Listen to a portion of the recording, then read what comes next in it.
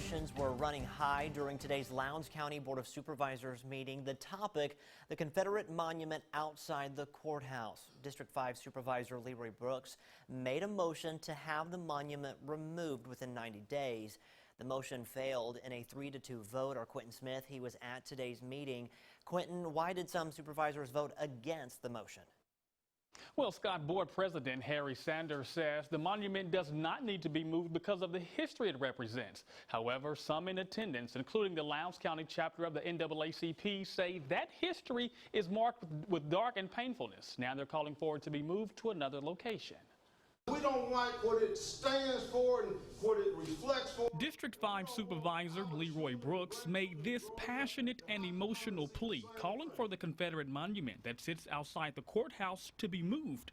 That motion failed, and while he's disappointed, Brooks says he's not surprised by the board's decision. To me, that monument serves no intrinsic value, and all we were saying is move it to Friendship Cemetery. We're not talking about tearing it down. It's a more appropriate place for it to be.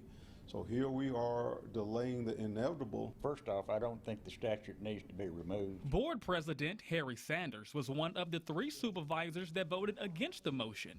Sanders says the Confederate monument should stay because of its historic value. I don't think that anything needs to be forgotten about how slavery was not right, and I'm not saying that this honors the South or anything. It honors the people who died during the war between the states, and I don't think there's something that just needs to be forgotten. I'm pained by the reality that it reflects a part of the history of this state that many of us are not proud of. After the board's decision, the Lowndes County chapter of the NAACP and other community leaders who were in favor of the removal held a press conference voicing their frustrations. They believe moving the monument to Friendship Cemetery is ideal because it still gives people a place for public viewing.